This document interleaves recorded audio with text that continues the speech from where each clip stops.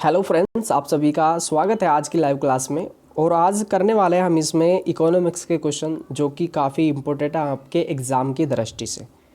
और देखिए, आपके कई दिन से कमेंट्स आ रहे थे कि इकोनॉमिक्स के क्वेश्चन नहीं हुए, तो अभी देखिए आज हम इकोनॉमिक्स के क्वेश्चन इसमें करने वाले हैं। इसके बाद हम इसमें कुछ थ्योरी वाले टॉपिक करेंगे जो कि आपके एग्ज़ाम की दृष्टि से इम्पोर्टेंट है।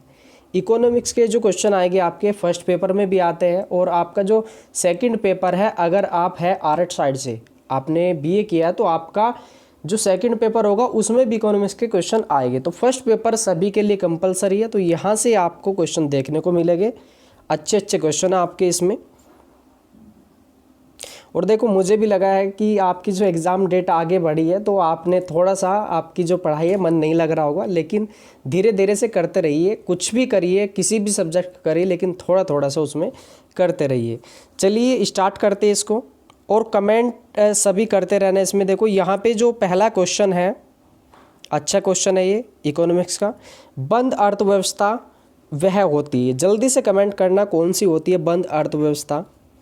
जो अन्य देशों के साथ व्यापार नहीं करती, जिसके पास अंतर्राष्ट्रीय परिवहन से कोई साधन न हो, या जिसके पास कोई तटरेखा न हो, जो संयुक्त राष्ट्र संघ का सदस्य न हो।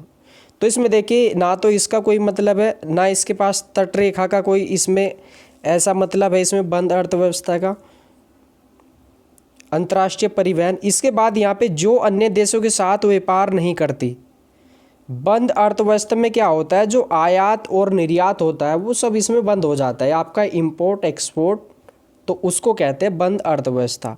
इसी के साथ साथ खुली अर्थव्यवस्था क्या होगी, जिसमें आयात और निर्यात या इंपोर्ट एक्सपोर्ट हो सकता है। तो इसका आंसर क्या होगा? इसका जो आंसर हो जाएगा इसमें, ये हो जाएगा, इसका ए ऑप्शन होगा इसका, जो अन्य देशों के साथ व्यापार नहीं करती। इसके बाद है, यहाँ पे चलते हैं सेकेंड क्वेश्चन, ये भी बहुत इंपॉर्टेंट है। यहाँ पे देखिए 2 रुपये इसमें दिया है, 2 रुपये और उससे अधिक मूल्य की करेंसी नोट पर किसका दायित्व है? भारत सरकार का, भारत रिजर्व बैंक का, उपयुक्त स्टेट बैंक का, या उपयुक्त सभी का? तो इसका जल्दी से कमेंट करना इसमें। चलिए जल्दी करो इसमें कमेंट आप इसमें सभी।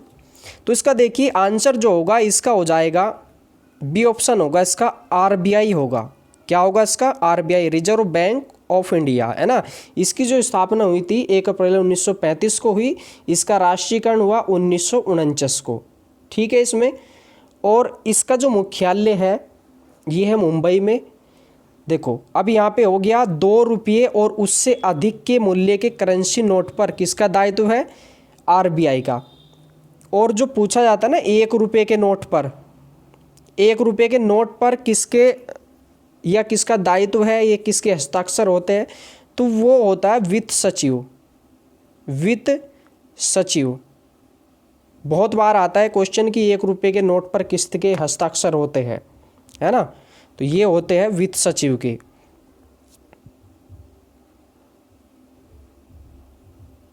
इसके बाद यहाँ पे अगला जो क्वेश्चन है ये भी इम्पोर्टेंट है। देखिए, भारत में वर्तमान मुद्रा प्रणाली का प्रबंधक करता है कौन है? केंद्रीय वित्त मंत्रालय, भारत रिजर्व बैंक, या राष्ट्रीय बैंक, या भारतीय स्टेट बैंक? तो ये होता है, देखो, भारतीय रिजर्व बैंक, यही जो मुद्रा प्रणाली का प्रबंधक करता है इसमें। तो बी ऑप्शन इसका होगा सही। तो देखिए यहाँ पे आरबीआई के बारे में फुल इसका डिटेल्स आप देख लीजिए, यहाँ से क्वेश्चन आने का इसमें उम्मीद है, ये आपका जो इकोनॉमिक्स वाला जो पार्ट्स होता है उसमें। इसके बाद यहाँ पे देखिए एसबीआई, आपका भारतीय स्टेट बैंक ऑफ इंडिया, या इसकी जो स्थापना हुई थी ये हुई थी 1955 में।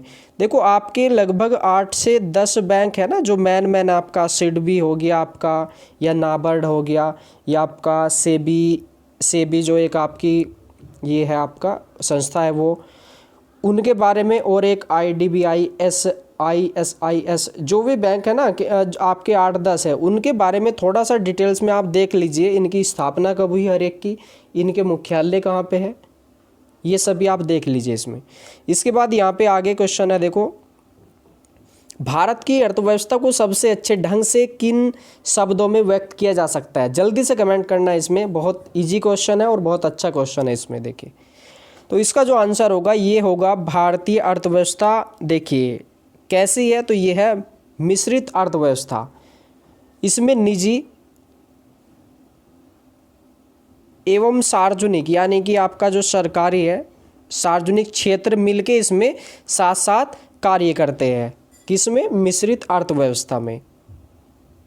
और देखिए एक आपको मैं एक क्लास में आपको इसके जो इकोनॉमिक्स के जो सन है ना, आपकी पंचवर्षीय योजनाएं, जनगणना है आपकी, बहुत सारी आपकी जैसे योजनाएं है, ट्राइसेम योजना, द्वारका योजना, प्रधानमंत्री आवास योजना, वो सभी आपके एग्जाम की दृष्टि से इम्पोर्टेंट है, तो उनको भी हम करेंगे। देखो इसमें, इसके बाद यहाँ पे आगे क्वेश्चन है, देखो इसमें उत्पादन के 4 कारक है, कौन कौन से है? जल्दी से आप कमेंट करना है। उत्पादन के 4 प्रकार इसमें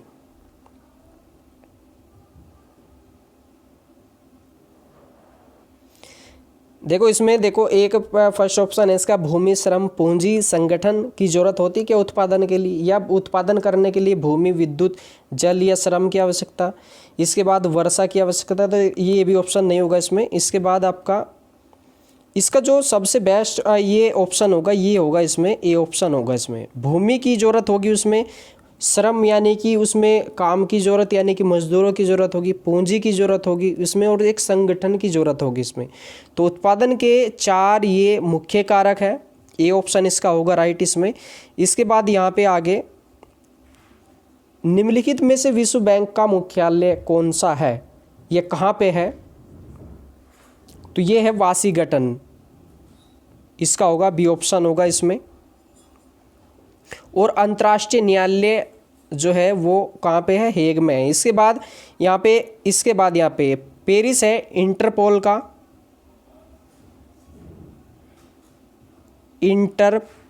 का मुख्यालय कहाँ पे है? तो इंटरपोल यानी कि आपका इंटरनेशनल पुलिस, तो ये हो जाएगा पी से पुलिस और पी से हो जाएगा आपका पेरिस में, है ना। इसी के साथ साथ यूनेस्को का मुख्यालय कहाँ है? ये भी पेरिस में हो जाएगा इसमें। इसी के साथ साथ देखो जेनेवा के है आपके,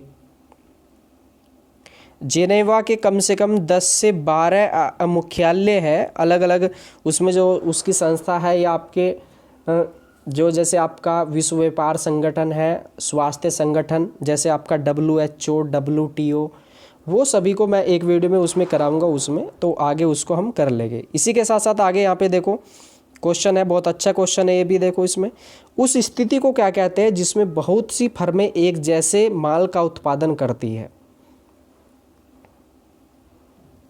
तो इसको क्या कहते हैं? देखिए, पूर्ण प्रतियोगिता, अल्पाधिकार, एकाधिकारी प्रतियोगिता व विशुद्ध प्रतियोगिता। देखो इसमें बहुत सी फर्म यानी कि बहुत सारी कंपनी है, यानी कि आप कोई एक सीधा सिंपल से ही मान लीजिए कि आप कोई प्रोडक्ट बना रहे हैं, उसके सेम जैसा दूसरा उसको प्रोडक्ट को बना रहा है, तो उसमें क्या है, उसको कोई क्लेम नहीं लगेगा, यानी कि उसमें हो जाएगा उसको भी दूसरे को भी जो क्या है उसको फुल उसको सपोर्ट है या उसको आपकी पूर्ण प्रतियोगिता है, आपको कोई उसमें बाउंडेशन नहीं है उसके लिए भी, तो इसमें हो जाएगा ए ऑप्शन इसका होगा, पूर्ण प्रतियोगिता होगा इसका आंसर। देखो इसमें अगर अल्प अधिकार होता तो उसमें जो है बहुत सी फर्में एक जैसे माल का उत्पादन नहीं करती। देखो ऑप्शन से भी हेल्प ले लिया करो इसमें। इसके बाद यहाँ पे एक अच्छा क्वेश्चन है ये भी, देखो इसमें महालनोबिस मॉडल का संबंध किस पंचवर्षीय योजना के साथ जोड़ा गया है? देखो पंचवर्षीय योजना 5 वर्षों की, देखो पहली जो पंचवर्षीय योजना स्टार्ट हुई थी वो हुई थी 1951 से लेके 56 तक, है ना। दूसरी 56 से लेके 61 तक। तो इसी तरीके से अभी कौन सी जो पंचवर्षीय योजना चल रही है कमेंट करके आप ज़रूर बताएं। और इसी के साथ साथ यहाँ पे जो क्वेश्चन था, देखो ये इसका जो है ना, ये पूरा जो नाम था ये था PC महालनोबिस। ये तो ये जो पंचवर्षीय योजना है कौन सी थी? तो ये थी दूसरी पंचवर्षीय योजना, बी ऑप्शन इसका होगा सही। देखो इसके बाद यहाँ पे अगर आपसे पूछी जाए पहली आपसे पंचवर्षीय योजना, तो ये हो जाएगी हैमर-डेमर मॉडल, है ना। ये तो पहली किस पे आधारित है? हैमर-डोमर मॉडल पे आधारित है। दूसरी PC महालनोबिस पे आधारित है। तीसरी भी पीसी महालनोबिस पे आधारित हो, तो ऐसे कर लेना HPP इस तरीके से है ना उसमें। और देखो यहाँ पे अगर आपसे पूछा जाए कि पहली जो पंचवर्षीय योजना थी किस पे आधारित थी, ये जो आधारित थी ये थी कृषि पे आधारित थी। उस समय जो खाद्य उत्पादन जो है खाद की समस्या थी बहुत ज़्यादा, तो इन्होंने सबसे पहले जो जोर दिया था वो कृषि पे दिया था। उसके बाद कृषि की उसमें खाद्यान्न की जो पूर्ति हो गई, उसके बाद उन्होंने काम करना शुरू किया उद्योग पे। दूसरी थी किस पे आधारित थी, उद्योग पे आधारित थी उसमें। इसके बाद जो तीसरी थी कि तीसरी में क्या किया इन्होंने, कृषि और उद्योग दोनों को इन्होंने जोड़ दिया था। ठीक है, इसी तरीके से। इसी के साथ साथ यहाँ पे आपसे पूछ ले जाएगा कि गरीबी हटाओ का नारा किस पंचवर्षीय योजना में दिया गया है ना, इस तरीके से जैसे 5वीं में दिया गया था। वो अलग अलग क्वेश्चन आपसे घुमा फिरा के पूछ ले जाएंगे। इसके बाद यहाँ पे आगे अमर्त्य सेन को नोबेल पुरस्कार किस क्षेत्र में उत्कृष्ट कार्य के लिए दिया गया था, तो ये दिया गया था अर्थशास्त्र में दिया गया था। इसमें नोबेल पुरस्कार से संबंधित देख लेना, इसमें अभी करंट वाले भी आप क्वेश्चन उसमें।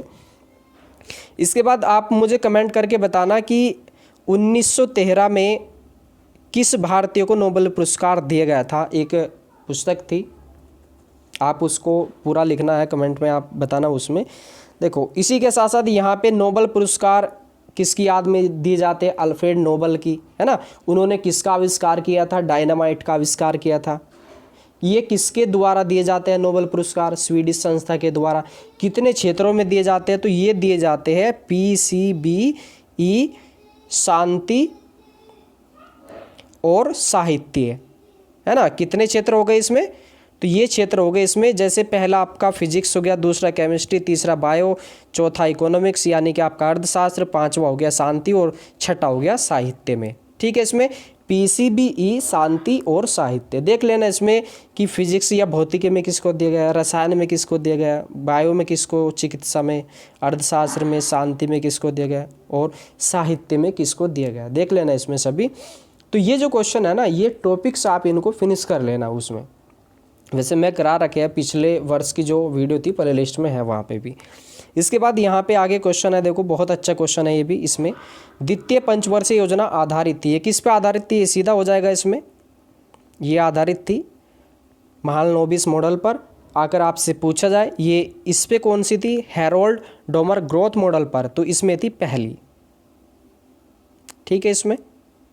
इसके बाद यहाँ पे आगे क्वेश्चन है, इसमें बहुत अच्छा क्वेश्चन है, राष्ट्रीय आय से रिलेटेड है ये। देखो बहुत इसको देखो, राष्ट्रीय आय से क्या तात्पर्य, जल्दी से कमेंट करके बताना मुझे राष्ट्रीय आय क्या होती है इसमें, या कौन सा ऑप्शन इसका सही रहेगा। देखो ये राष्ट्रीय आय के लिए देखो इसमें पहला क्या ऑप्शन है, किसी देश में एक वर्ष की अवधि में कुल उत्पादन और सेवाओं का आर्थिक मूल्य। या दूसरा ऑप्शन होगा इसमें किसी देश के एक वर्ष की अवधि में भंडारों और शेयरों का आर्थिक मूल्य। या किसी देश में एक वर्ष की अवधि में उत्पादित और पूंजीगत प्राप्तों का आर्थिक मूल्य। या किसी देश में एक वर्ष की अवधि में उत्पादित उपभोक्ता पदार्थों का आर्थिक मूल्य। तो इसमें जो सही आंसर होगा ये होगा इसमें ए ऑप्शन होगा। राष्ट्रीय आय क्या है, तो किसी देश में एक वर्ष की अवधि में कुल उत्पादन और सेवाओं का आर्थिक मूल्य। ठीक है, इसमें एक देश यानी कि आप ये देख लीजिए इसमें, यानी कि इसके अंदर ये क्या होगा, ये होगी आपकी एक निश्चित अवधि हो, यानी कि आपका कोई भी जैसे आपका जैसे वित्तीय वर्ष 1 अप्रैल से 31 मार्च, तो एक डेट या आप एक समय के भीतर या एक वर्ष की अवधि में कुल उत्पादन और सेवाओं का जो आर्थिक मूल्य होगा उसको कहते हैं राष्ट्रीय आय। इसके बाद यहाँ पे आगे क्वेश्चन है, देखो मांग नियम के अनुसार, ये मांग का नियम आपने पढ़ा होगा, क्या होता है मांग का नियम, जल्दी से कमेंट करना इसमें, जल्दी से इसको पढ़ लो। इसमें first option, second, third, fourth, इसमें सभी।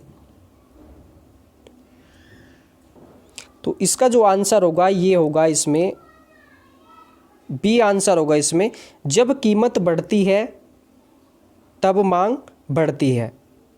सॉरी नहीं, देखिए इसमें होगा, इसमें सी ऑप्शन होगा, जब कीमत गिर जाती है ना कोई, यानी कि वस्तु है जैसे आपका कोई भी खाने पीने की चीज़ें, मान लीजिए चीनी है, उसकी अगर कीमत गिर गई, मूल्य उसका घट गया, तो क्या होगा, मांग बढ़ जाएगी, उसको खरीदने वाले ज़्यादा हो जाएंगे। तो इसमें होगा, इसमें सी ऑप्शन सही होगा इसका।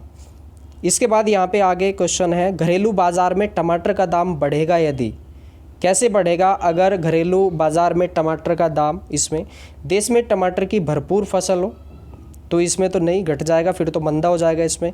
इसके बाद क्रेताओं का रुझान आयातित संसाधित किस्म की ओर हो जाए इसमें, चलो रुक जाते अभी इसमें।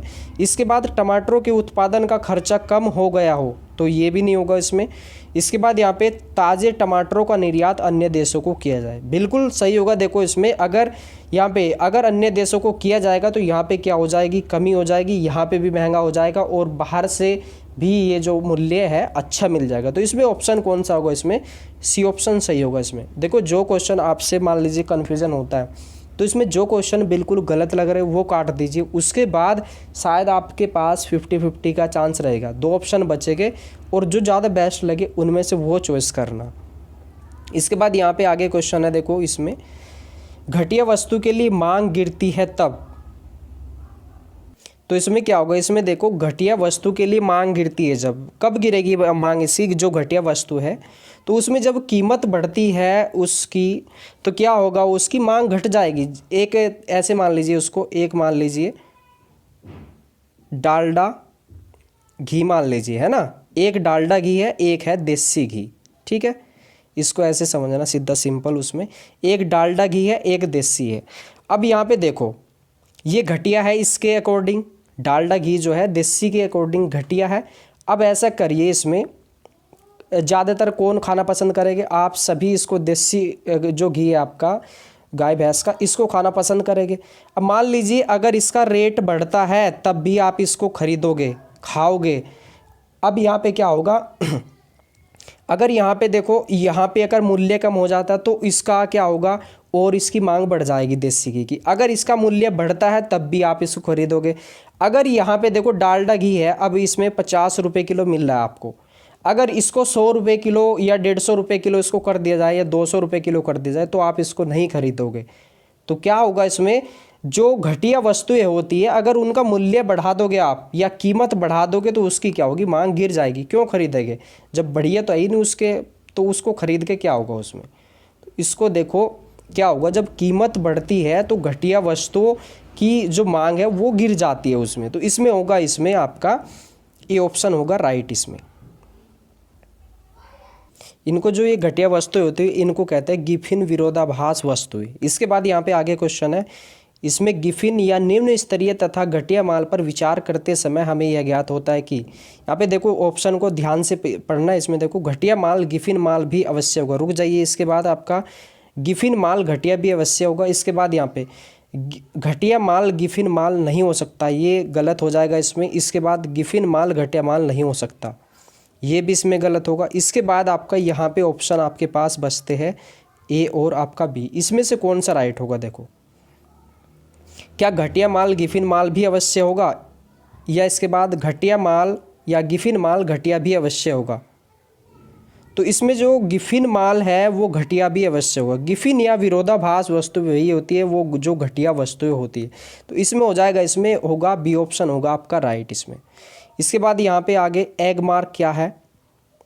बहुत अच्छा क्वेश्चन है, सभी कमेंट करके बताना एग मार्क क्या है। इसमें एग मार्क है, यह श्रेणीकृत कृषि पण्यों के लिए जारी की गई एक विपणन सील होती है ना। इसमें एग मार्क आपने देखा होगा, टैग इस पे लगा दिया जाता है अलग अलग कंपनी का, उसको पे मार्क लगा दिया जाता है, ठीक है। उसमें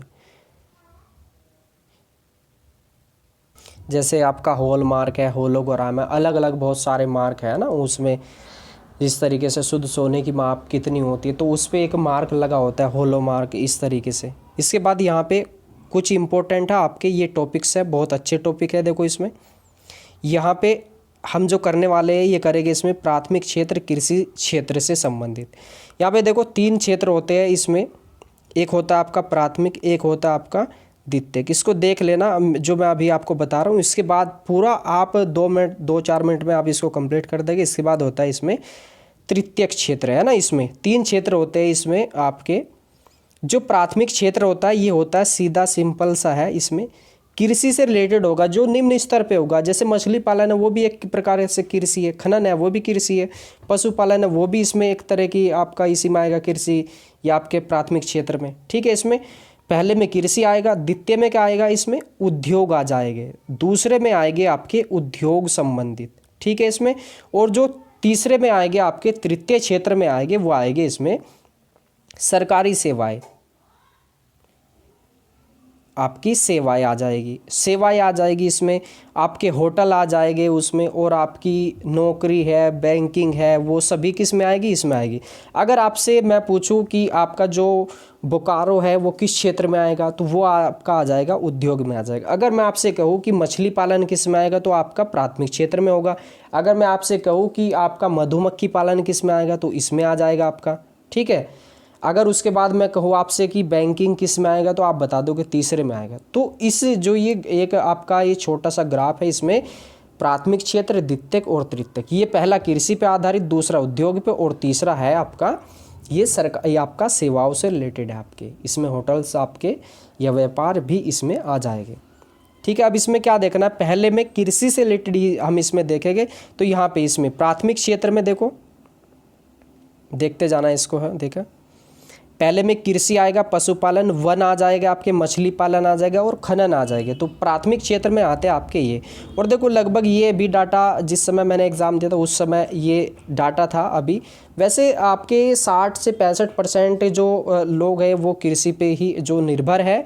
इसके बाद अगर बात करें जीडीपी की, देखो जीडीपी क्या होता है, ग्रास डोमेस्टिक प्रोडक्ट या सकल घरेलू इसमें उत्पाद इसमें, ठीक है। जीडीपी यानी कि पूरे देश का, कंट्री का एक वर्ष के अंदर जितना उसको कहे तो आपका, या भारतीय और विदेशी कंपनियों द्वारा जितना भी उसमें आपका रुपए है वो कंप्लीट आपका जीडीपी होता है उसमें, ठीक है। अब इसमें क्या होगा, उसमें जो जीडीपी में हिस्सा है वो घटता जा रहा है लगातार। उसमें कैसे घट रहा है, क्योंकि अब पहले क्या करते थे, कृषि में बहुत ज़्यादा व्यक्ति लगे रहते थे, लेकिन अब क्या धीरे धीरे अब जैसे आपका क्या हो रहा है, धीरे धीरे इसमें कृषि में क्या हो रही है, कमी हो रही है। और देखो जीडीपी में जो है लगातार इसमें घटता जा रहा है इसमें हिस्सा इसका। और आपका जो तृतीय क्षेत्र है, सेवाएं है, सेवाओं में क्या हो रहा है, तृतीय क्षेत्र में जीडीपी का हिस्सा लगातार बढ़ रहा है। उसमें क्वेश्चन आएगा आपका कि जीडीपी का हिस्सा किस क्षेत्र में बढ़ रहा है, तो लगातार बढ़ रहा है आपका तीसरा क्षेत्र में, सेवाओं में, जॉब में आपका, या आपके जो आपका ये तृतीय क्षेत्र है। पहले में क्या हो रहा है, घटता जा रहा है इसमें। इसके बाद यहाँ पे उत्तर प्रदेश में यहाँ पे सर्वाधिक कर्मचारी क्या होते हैं, कृषि में लगे रहते हैं, ज़्यादातर कृषि बहुत ज़्यादा होती है उत्तर प्रदेश में, क्षेत्रफल भी काफ़ी है इसका कृषि का, ठीक है। इसके बाद यहाँ पे आगे क्वेश्चन है, देखो इसमें सहकारी कृषि का विरोधी किसको माना जाता है, तो ये माना जाता है चौधरी चरण सिंह को। किसको माना जाता है, चौधरी चरण सिंह को। इनकी पुस्तक कौन सी है, तो इनकी जो पुस्तक है ये है इंडियन इकोनॉमिक गांधीयन ब्लूप्रिंट, इसको देख लेना, इंडियन इकोनॉमिक गांधीयन ना ब्लूप्रिंट, ठीक है, इसको लिख लेना ब्लूप्रिंट। इसमें इनकी पुस्तक कौन सी है, तो ये है इंडियन इकोनॉमिक गांधीयन ब्लूप्रिंट इसमें, ठीक है। इसके बाद यहाँ पे आगे रोजगार प्रदान करता है अलग अलग इसमें जनगणना के अनुसार, इसमें जो क्षेत्र है कितने % व्यक्तियों को ये रोजगार प्रदान करता है। तो इसके बाद यहाँ पे ये क्वेश्चन इंपॉर्टेंट है, देखो यहाँ पे जैविक खेती, सिक्किम में जो है प्रथम जैविक राज्य घोषित किया गया था। ये कब किया गया था, कमेंट करके बताना इसके लिए भी। और इसके बाद यहाँ पे पर्यावरण संरक्षण में ये क्या है, सहायक है ये आपका जैविक खेती इसमें, ठीक है। इसमें खाद जो आपकी कीटनाशक दवाई उसका प्रयोग नहीं होता। इसके बाद यहाँ पे हरित क्रांति हमें इसमें देखना, ये भी आपके इकोनॉमिक्स के टॉपिक्स है ये भी। देखो वैसे भूगोल में भी हमने ये किया था, देखो हरित क्रांति जो सब दिया, किसने दिया, ये दिया था विलियम गॉड ने। और ये कब हरित क्रांति का सन क्या है, तो 1966-67। जन्म स्थली इसका माना जाता है पंतनगर कृषि विश्वविद्यालय को, ठीक है। ये पंतनगर कृषि विश्वविद्यालय वर्तमान में है उत्तराखंड में। पहले जब देखिए ये बना था तो ये उस समय था ये उत्तर प्रदेश में, क्योंकि जब ये इसका बंटवारा हुआ उत्तराखंड का तो उसमें ये चला गया था। और ये भारत में प्रथम कृषि विश्वविद्यालय था पंतनगर का, ठीक है इसमें। और इसके बाद यहाँ पे अगर इसमें जनक की बात करें तो इसमें हरित क्रांति के जनक की भारत में स्वामीनाथन हो जाएंगे और विश्व में डॉक्टर नॉर्मन बोरलॉग हो जाएंगे। इस समय हरित क्रांति हुई तो इस समय जो ये थी प्रधानमंत्री थी इंदिरा गांधी थी, कृषि मंत्री थे सुब्रमण्यम, ठीक है। इसके बाद लाभान्वित राज्य सबसे ज़्यादा कौन सा हुआ तो पंजाब हुआ, उसके बाद हरियाणा हुआ, उसके बाद उत्तर प्रदेश, इसके बाद अलग अलग है। आप 3 रखना इसको याद केवल। और इसमें सबसे ज़्यादा फसल पे प्रभाव किस पे पड़ा तो सबसे ज़्यादा गेहूँ पे पड़ा, नंबर 2 पे चावल पे पड़ा, ठीक है। इसमें गेहूँ चावल पे, ठीक है। इसके बाद यहाँ पे द्वितीय हरित क्रांति, आपको शायद नहीं दिख रहा होगा इसमें, देखो ये थोड़ा कच्ची पेन से लिखा है। द्वितीय हरित क्रांति ये है जैविक प्रौद्योगिकी प्रयोग से। ये कब हुई थी, ये 2006 इसमें माना जाता है द्वितीय हरित क्रांति, जैविक प्रौद्योगिकी है ना इसमें। इसके बाद यहाँ पे आगे, भारत में अधिकांश बेरोजगारी किस क्षेत्र में है, आपसे पूछा है कि पहले में, दूसरे में या तीसरे में, ठीक है। इसमें तो किस क्षेत्र में देखने को मिलती है, सबसे ज़्यादा बेरोजगारी मिलती है आपको प्राथमिक क्षेत्र में या कृषि के आपका या कृषि में देखने को मिलती है।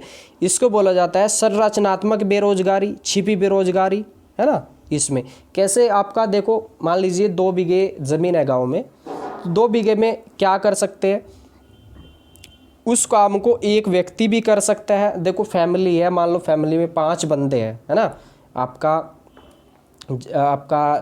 लेडी और जेंट्स को मिला के, तो क्या करते हैं, गेहूँ, जैसे गेहूँ का आपका समय चल रहा है तो उसमें क्या करेंगे, उसमें क्या होगा आपका, उसमें चले जाएंगे 5-6 व्यक्ति चले जाएंगे, सारे के सारे उसी में लग जाएंगे, ठीक है। इसके बाद मान लीजिए अगर उसकी निराई या गुड़ाई करनी है खेत की, 2 बीघे खेत है उसमें, तो उसमें क्या करेंगे, उसमें भी 5-6 व्यक्ति देखने को मिलते हैं। तो यानी कि अब देखो 5-6 व्यक्ति कुल कितने में, देखो अगर आप मान लो मशीन द्वारा उसको करें तो कितने में हो जाएगा आपका, 1 से 2 घंटे में आपकी उसकी जुताई हो जाएगी कंप्लीट, ठीक है।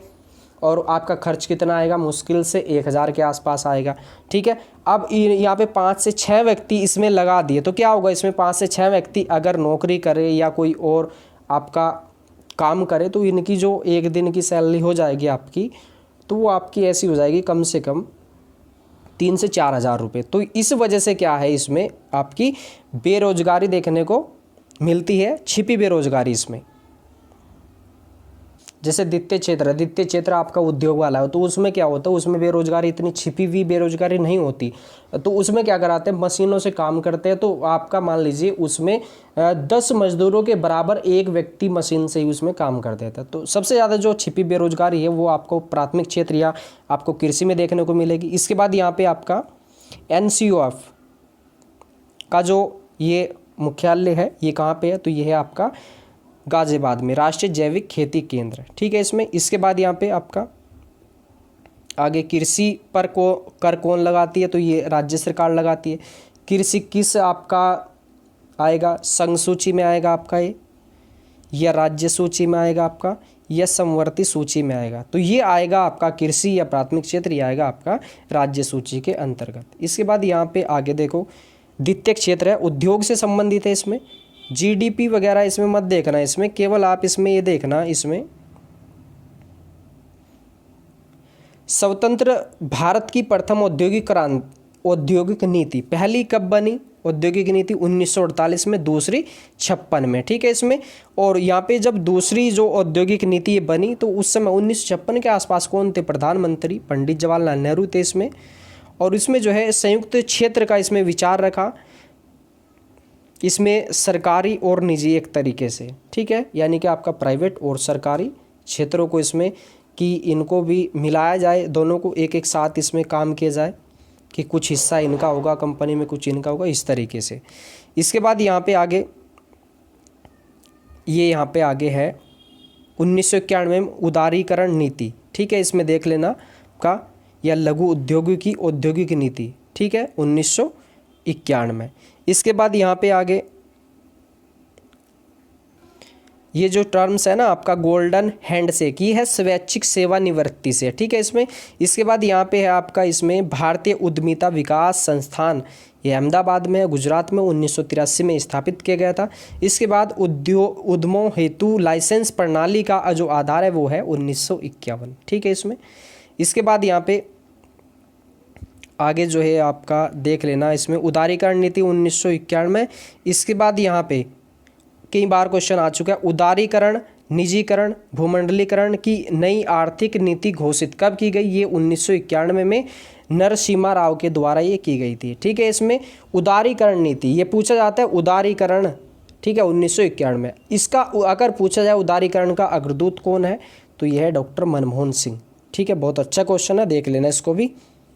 इसके बाद यहाँ पे आगे, उद्योगों में लघु क्षेत्र के लिए वस्तुओं का आरक्षण समाप्त करने की सिफारिश, ठीक है, ये किसने की?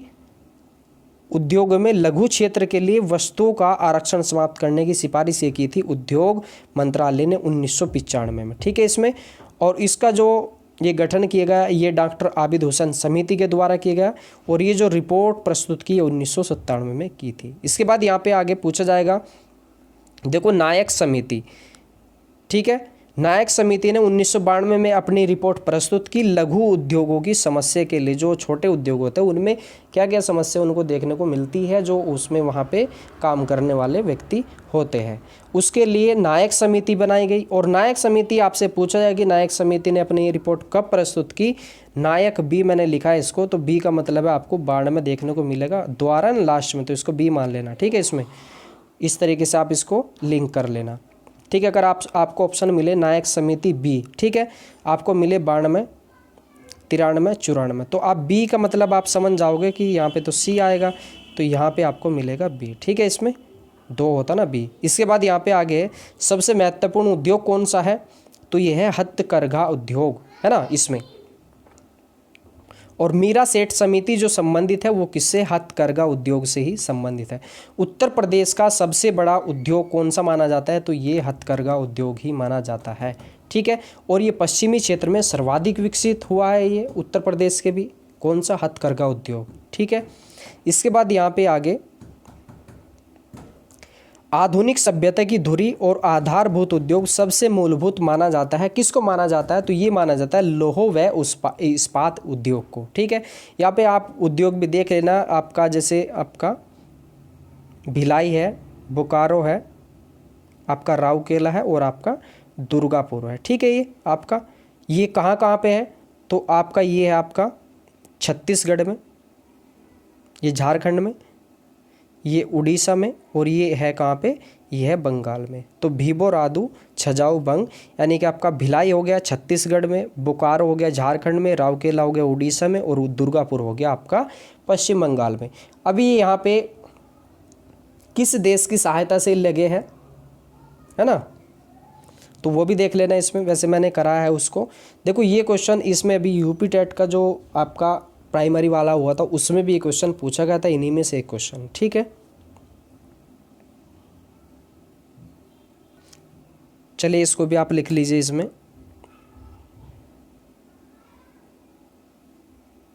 ये हो गया आपका भिलाई, बोकारो, राउरकेला और आपका दुर्गापुर। ये कहाँ पे है, तो ये आपका पहला हो गया छजाऊ बंग, है ना, छत्तीसगढ़, ये झा से झारखंड, ये आपका उड़ीसा हो जाएगा, ये आपका हो जाएगा आपका बंगाल हो जाएगा। ये किस देश की सहायता से लगा? पहला जो लगा ये रूस की सहायता से, दूसरा भी रूस की सहायता से, है ना, तीसरा लगा जर्मनी की सहायता से, और चौथा लगा था ये लगा था ब्रिटेन की सहायता से। काफ़ी क्वेश्चन आपके हो गए इसमें। देखो भिलाई, बोकारो, राउरकेला, दुर्गापुर, ये किसकी सहायता से लगा? ये आपका छत्तीसगढ़ में लगा रूस की सहायता से। इस तरीके से आप देख लेना इसको। ठीक है, अच्छे क्वेश्चन है, यहीं से आपका आ जाएगा इसमें। इसके बाद यहाँ पे आपका उद्योग बंधु, उद्योग बंधु क्या है, देखो इसमें ये एक एजेंसी मानी जाती है। उद्योग बंधु कैसी एजेंसी है, देखो इसमें, देखो उद्योग बंधु जो है, देखिए यहाँ पे औद्योगिक इकाइयों की स्थापना में तथा संबंधित समस्याओं में सहायता करने के लिए एक एजेंसी है। इसके बाद यहाँ पे श्रम गहन उद्योग क्या है, जहाँ अधिक श्रमिकों को रखा जाता है, जैसे होटल है, कोयले की खदान है, उसको क्या कहते हैं, उसको कहते हैं श्रम गहन उद्योग। ठीक है, इसमें। इसके बाद यहाँ पे आगे देखो भारत का प्राचीनतम विशाल उद्योग कौन सा है, तो ये है सूती कपड़ा उद्योग। कौन सा है? सूती कपड़ा उद्योग। इसके बाद भारत में प्रथम उद्योग जिसका विकास हुआ कौन सा है, ये कुटीर उद्योग है या वस्त्र उद्योग है ना इसमें। इसके बाद यहाँ पे एक सत्यम समिति है, किससे संबंधित है, वो कुटीर या वस्त्र उद्योग से है। और इसमें सर्वाधिक श्रमिक लगे रहते हैं, बहुत ज़्यादा इसमें मजदूरों की इसमें आवश्यकता होती है। विकास दर ऊंची प्राप्त होती है इसमें। और इसी के साथ साथ देखो इसमें यहाँ पे ये जो लघु एवं कुटीर उद्योग होते हैं ये इसीलिए महत्वपूर्ण होते हैं क्योंकि इसमें बहुत सारे रोजगार जो अवसर ये प्रदान करते हैं और इसमें जो तालाबंदी की समस्या नहीं होती। यानी कि तालाबंदी देखियो, जो कब लगेगा तालाबंदी कंपनी पे, तब लगेगा जब मजदूरों को उनमें समस्या होगी। लेकिन ये जो छोटे उद्योग होता है ना, इसमें से आपका वस्त्र उद्योग है, तो इसमें तालाबंदी की समस्या बिल्कुल भी नहीं होती। इसके बाद यहाँ पे सार्वजनिक क्षेत्र के चयनित उद्यम है ना, इसमें जो कंपनियां हैं इसमें देख लेना, इसमें मिनी रत्न कंपनियां, नवरत्न कंपनियां और आपका महारत्न कंपनियां, इसमें कुछ ही होती है। देखो कौन कौन सी है देख लेना, वो आपका उस समय देखो ये गेल है, भेल, सेल है आपका, है ना। इसमें भेल है जैसे आपका BHEL, इसको कहते हैं BHL कहते हैं इसको, ठीक है। इसके बाद ONGC भी आपकी महारत्न कंपनी है, इसका मुख्यालय है देहरादून में। बाकी इनका सबका कहाँ पे है, तो ये दिल्ली में है, देख लेना है इसको भी। महारत्न कंपनियाँ कौन कौन सी है, कहाँ कहाँ पे इनके मुख्यालय पूछ ले जाएंगे इसमें। इसके बाद ये टॉपिक इम्पोर्टेंट है, मानव विकास। यहाँ से भी क्वेश्चन आपके एग्ज़ाम में आने वाला है, ये बन सकता है। देखो इसमें देखो इसको अच्छे से समझना है। इसमें मानव विकास सूचकांक, या आप कहे तो इसको HDI या ह्यूमन डेवलपमेंट इंडेक्स है ना, इसमें मानव विकास सूचकांक। इसका हाल ही में जो आपका 2019 का कौन सा आपका स्थान है मानव विकास सूचकांक में, या कौन सी रैंक आई है वो देख लेना अभी उसमें। इसमें जो प्रथम रिपोर्ट जारी हुई थी कब हुई थी, 2002 में हुई थी। उस समय जो उच्च स्थान आया था इसमें, ये आया था केरल का। अब उच्च स्थान कैसे देखा जाता है, इसमें 3 संकेत होते हैं, यानी कि कैसे मानव का विकास, यानी कि अलग अलग राज्यों में विकास हो रहा है या नहीं हो रहा है, कैसे देखा जाता है। तो उसमें 3 चीज़ें देखी जाती है, LIE, यानी कि उसका लाइफ उसका देखा जाएगा, या जीवन प्रत्याशा, उसकी इनकम देखी जाएगी, उसकी एजुकेशन देखी जाएगी। ये मानव विकास सूचकांक के 3 संकेत हैं, ठीक है। इसमें आपका स्वास्थ्य वगैरह कुछ नहीं देखा जाएगा, ठीक है। बेरोजगारी वो भी नहीं देखी जाएगी। केवल इसमें जो देखा जाएगा वो देखा जाएगा इसका लाइफ आपका, इसमें दूसरा आपका ये देखा जाएगा इनकम, और तीसरा देखा जाएगा उसकी शिक्षा कैसी है। तो उस समय जो उच्च स्थान पे था केरल था, अभी भी शायद केरल ही होगा इसमें। इसके बाद जो प्रकाशित करता है, कौन करता है इसको, मानव विकास सूचकांक जो रैंक जारी करता है, ये करता है UNDP, है ना इसमें, या इसको कहते हैं संयुक्त राष्ट्र विकास कार्यक्रम, ठीक है। इसमें यूनाइटेड नेशन डेवलपमेंट आपका। इसके बाद यहाँ पे जो प्रतिपादन किया था, किसने किया था, ये किया था पाकिस्तानी अर्थशास्त्री। कौन थे, तो ये थे महबूब उल हक। कौन थे, जो मानव विकास सूचकांक की इसका प्रतिपादन किया, तो ये किया था महबूब उल हक ने, ठीक है इसमें। और जो प्रथम राज्य था ये कौन सा था, तो ये था मध्य प्रदेश था, ठीक है, सबसे पहले यहाँ पे। और उस समय जब ये देखा गया आपका मानव विकास सूचकांक किस राज्य का, तो उसमें जो सबसे ऊपर जो आया था इंडेक्स में उस समय आया था केरल, ठीक है। शायद सबसे नीचे बिहार, शायद उड़ीसा था उस समय, ठीक है।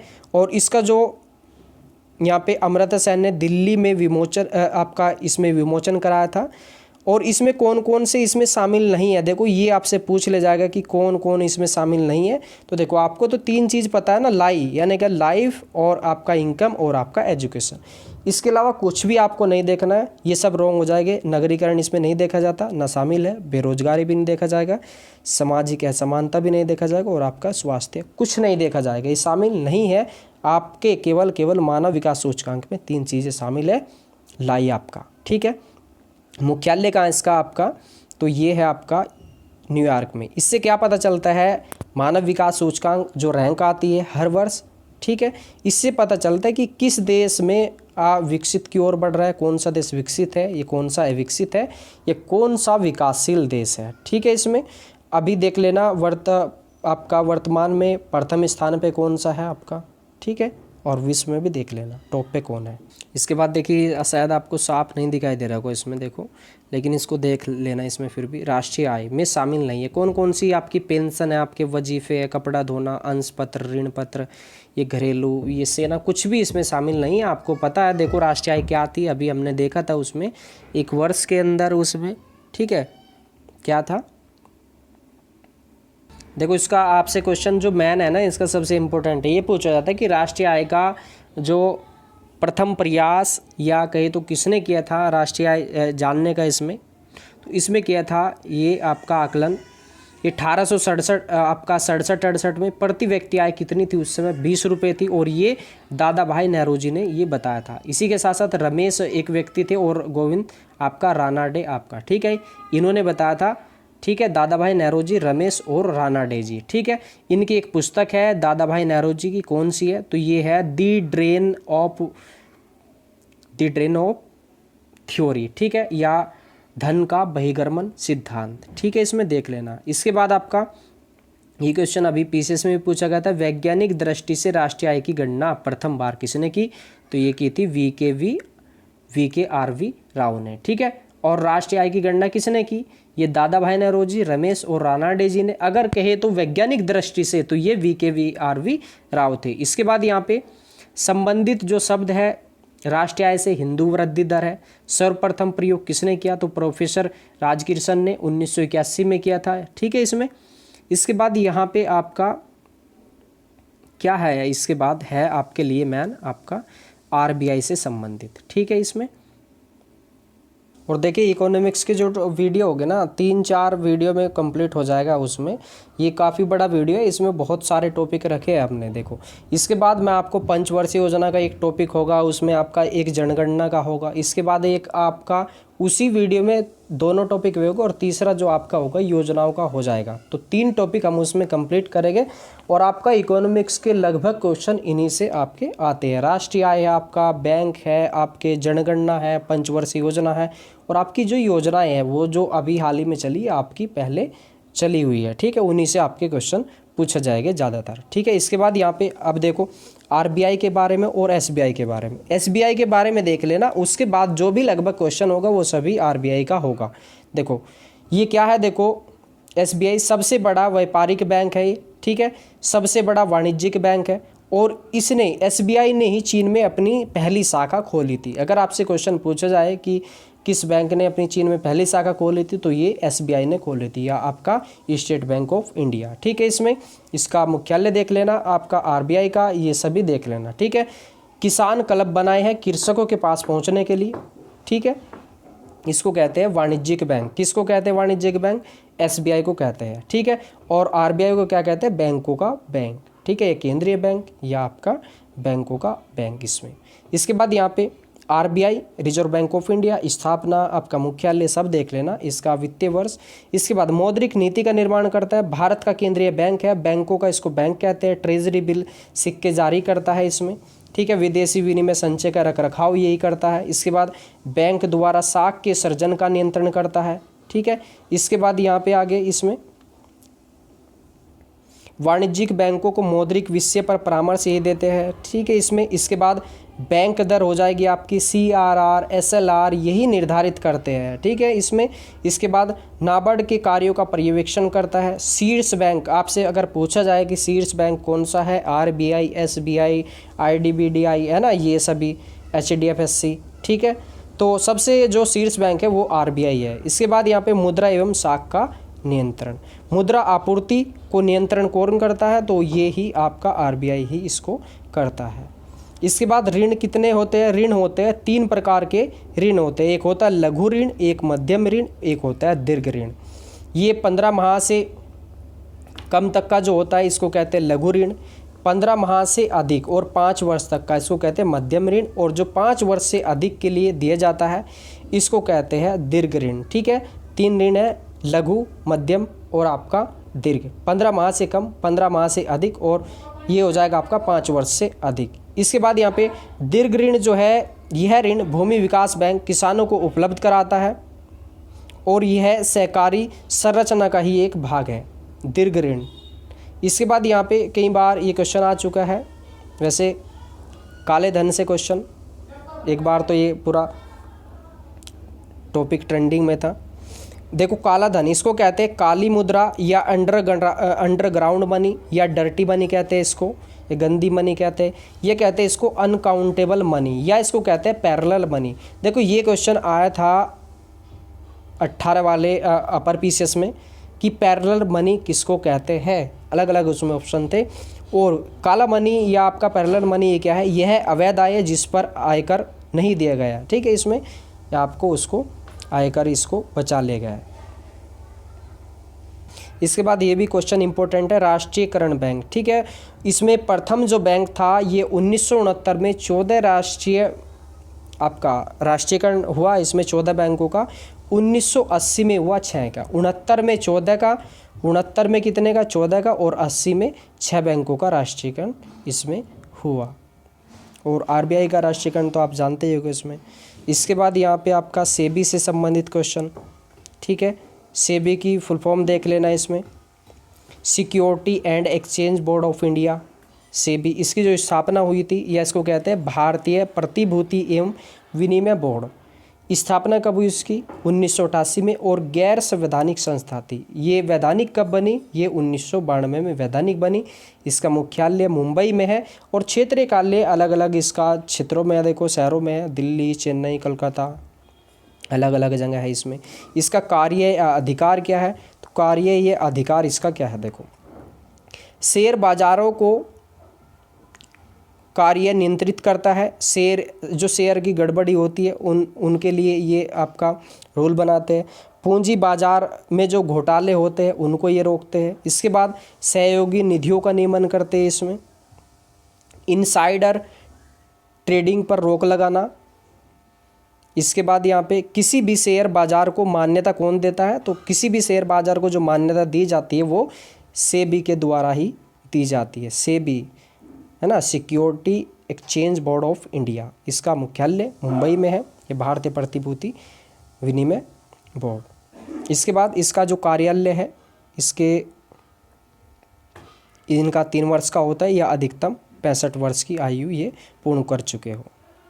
इसके बाद जीडीपी भी देख लेना। जीडीपी क्या होता है, ग्रास डोमेस्टिक प्रोडक्ट या आपका सकल घरेलू। इसमें एक वित्तीय वर्ष इसका 1 अप्रैल से 31 मार्च तक होता है। ये क्या होता है, अंतिम वस्तुएं एवं सेवाओं का कुल मूल्य। जीडीपी अगर आप सिंपल भाषा में देखें तो जीडीपी क्या है, अंतिम एवं सेवाओं का कुल मूल्य है, जो कि इंडिया के अंदर, देखो ये इंडिया है, इसके अंदर जो भी इसमें कुल मूल्य होगा 1 वर्ष के अंदर का। मान लीजिए ये विदेशी है, विदेशी का मतलब ये है, देखो विदेशी कंपनी यहाँ पे लगी है, वो टैक्स दे रही है, वो भी उसमें इंक्लूड होगा। इसके बाद यहाँ पे कुछ ये फुल फॉर्म है, साफ नहीं लिखे, लेकिन आप इसको लिख लेना, एक बार देख लो इसको फिर भी। ये जीडीपी है, जीडीपी की फुल फॉर्म क्या होती है, ग्रास डोमेस्टिक प्रोडक्ट होता है, सकल घरेलू उत्पाद होता है। एनडीपी की full form net domestic product, और जीएनपी की full form grass national product. NNP की फुल फॉर्म क्या होती है, ये होती है नेट नेशनल प्रोडक्ट, और एनडीपी की फुल फॉर्म होती है नेट डोमेस्टिक प्रोडक्ट, ठीक है। ये जो सभी है ये इनकी फुल फॉर्म बहुत इंपॉर्टेंट है, देख लेना, इकोनॉमिक्स में ये पूछ ली जाती है बहुत बार इसमें। इसके बाद यहाँ पे देखो मानव निर्धनता सूचकांक, इसमें हम ज़्यादा नहीं देखेंगे क्योंकि आपकी जो क्लास है काफ़ी लंबी हो चुकी है। इसमें यही देखेंगे बस, मानव निर्धनता सूचकांक, ठीक है। इसमें कौन सा इंडेक्स आया अब अभी हाल ही में,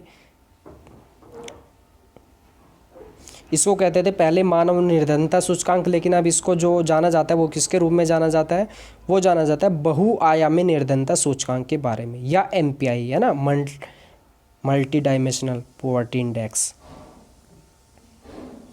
अब ये देखो पहले क्या था, ये पहले था इसमें एचपीआई यानी कि ह्यूमन पॉवर्टी इंडेक्स।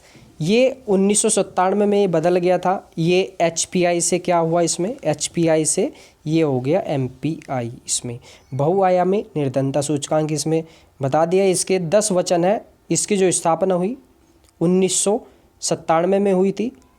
इसके बाद यहाँ पे गरीबी का अनुमान लगाने वाली संस्था, ये बहुत इंपॉर्टेंट है, गरीबी का अनुमान लगाने वाली संस्था कौन सी है, एक है अलग समिति, अलग है ना, अलग घ है इसमें, घ तो जी की आवाज़ आ रही है ना इसमें, घ जी, अलग जी, है ना। इसमें एक है लकड़ा वाला समिति, इसमें हमने क्या बना दे, लकड़ी वाली समिति बना दे, लकड़ी, लकड़ी LAKDI, आई की आवाज़ आई तो आई क्या होता है, नो होता है।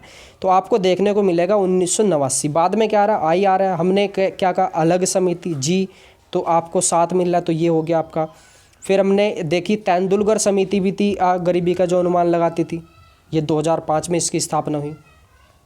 ठीक है, अलग समिति, लकड़ी वाला समिति, तेंदुलकर समिति। तेंदुलकर को हमने बना दिया तेंदुलकरी, ई की आवाज़ इसमें, तो ई की आवाज़ आपको देखने को मिलेगी, 5 है लास्ट में इसमें। ठीक है, इन्होंने BPL से संबंधित होती है, इनके आपका बारे में इन्होंने दिया था और आंकड़े, और इन्होंने 37.2% इन्होंने जो एक परसेंटेज दी थी कि गरीबी से जो नीचे इसमें बताया था इसमें। इसके बाद यहाँ पे गरीबी कैसे निर्धारित की जाती है? गरीबी की जाती है परिवार उपभोग व्यय के आधार पे और कैलोरी प्राप्ति के आधार पे। इसमें अभी जो सुपर टेट में अभी क्वेश्चन आया था उसमें दोनों ऑप्शन थे कि गरीबी का निर्धारण कैसे किया जाता है, प्रति व्यक्ति आय के आधार पे या प्रति व्यक्ति उपभोग व्यय के आधार पे। तो प्रति व्यक्ति आय के आधार पे नहीं देखा जाता गरीबी का जो निर्धारण किया जाता है वो किया जाता है प्रति परिवार उपभोग व्यय के आधार पे। इंपॉर्टेंट क्वेश्चन है, देखो इनको सबको लिख लेना। इसका अगर देखो क्वालिटी कम है तो इसको सुन लेना इसमें। ठीक है, इसके बाद यहाँ पे आगे ये तो थी इसमें गरीबी का अनुमान लगाने वाली संस्था। इसके बाद 3 संस्था है, ये सभी ग्रामीण भारत में गरीबी दूर करने हेतु कार्यक्रम कौन कौन से चलाए गए। एक चलाया गया ट्राइसेम, एक चलाया गया IRDP, एक चलाया गया NREP। ठीक है, इसमें तो हमने ये तो तीनों कर लेते इनके सन, अलग G, लकड़ी E और तेंदुलकरी E, ये सभी हो गए थे हमारे 1997, 1989 और 2005। इसके बाद यहाँ पे ये 3 सन हो रहा है इसी में गरीबी वाले चैप्टर में। देखो ट्राइसेम, TRI ऐसी आवाज़ आ रही है ना आई की, तो आई क्या होता है, 9 होता है, तो आपको देखने को मिलेगा ये 1979, बाद में 9 आ रहा है ना तो वो हो जाएगा।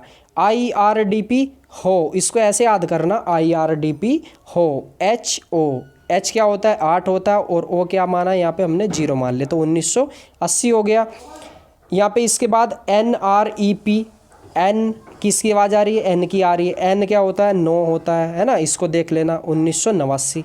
ठीक है, तो ये आपको जो है आपका ऑप्शन में देखती है, आप उसको लिंक करके सही कर लोगे। इसके बाद ये इंपॉर्टेंट है, गरीबी हटाओ का नारा पंचवर्षीय योजना में दिया गया।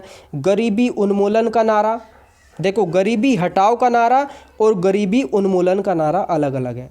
उन्मूलन का नारा जो दिया था वो दिया था इसमें 6ठी पंचवर्षीय योजना में। गरीबी, ठीक है, गरीबी ये हो जाएगा, ई होता है आपका 5। ठीक है इसमें।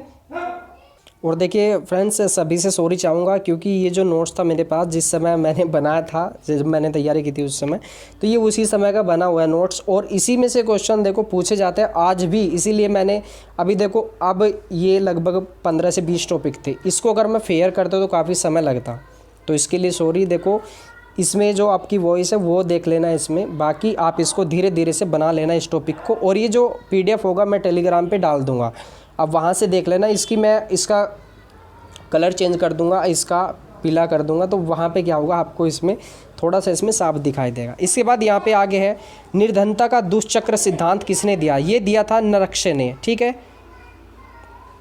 नरक्षे। ठीक है, निर्धनता न से हो जाएगा नरक्षे, तो देख लेना इसमें निर्धनता का दुष्चक्र किसने दिया, नरक्षे ने दिया। इन्होंने बताया था कि गरीब देश निर्धनता के दुष्चक्र के कारण ही गरीब बने रहते हैं।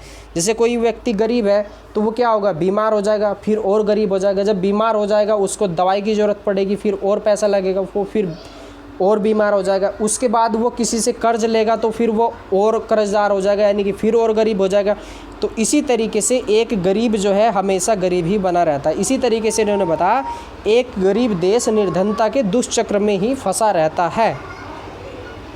दोस्तों चलिए बाय बाय, और अगली हम लाइव क्लास में मिलेंगे, और जल्दी मैं डालने की कोशिश करूँगा। मैंने आपके बहुत सारे जो कमेंट्स देखे थे उसमें कि इकोनॉमिक्स का वीडियो चाहिए, तो इसीलिए मैंने आपके इकोनॉमिक्स के लिए वीडियो बनाए है उसमें। और अभी देखिए आपके पास, और अभी आपके पास जो समय है ना उसको अच्छे से देखिए, बहुत समय है अभी आपके पास, क्योंकि एग्ज़ाम तो आपका लगभग ये मान लीजिए कि आपका 8 से 10 मई के बाद ही होगा, अगर स्थिति सही रहती है।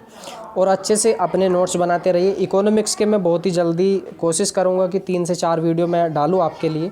तो मैंने इस वीडियो में काफ़ी सारे आपके टॉपिक्स कंप्लीट कराए। उसके बाद नेक्स्ट वीडियो में मैं आपके जनगणना आपके और आपका 2011 की जो जनगणना है उससे रिलेटेड, इसके बाद आपकी पंचवर्षीय योजनाएं और इसके अलावा बहुत सारी जो योजनाएं पहले चली है उनको पूरा लिंक करते हुए हम आगे उसमें क्लियर करेंगे। और अभी आपका कोई डाउट्स हो तो मुझे बता देना, या आपके जो डाउट्स है वो लाइव क्लास में किसी में कर देंगे किसी दिन। उसमें बस उसमें थोड़ा थोड़ा सा अच्छे से जो है अपना तैयारी करते रहे। और देखिए बहुत सारे जो वीडियो है ना वो प्ले लिस्ट में, वहाँ से भी आप देखते रहिए और रेगुलर अपना अच्छे से तैयारी करते रहिए। देखो आपको लग रहा होगा कि पढ़ाई में पूरा दिन घर के अंदर रहना बहुत मुश्किल है, लेकिन कभी आप घूमे थोड़ा सा पढ़े, कभी छत पे, कभी ऊपर, कभी नीचे, तो थोड़ा सा आपका मन जो है वो एक तरीके से आपको फीलिंग आएगी अच्छे से। और धीरे धीरे आप अपनी तैयारी को करते रहिए, क्योंकि बोरिंग सा लग रहा होगा अभी आपको, क्योंकि पूरा दिन घर के अंदर, लेकिन उसको एडजस्ट करिए अभी उसको।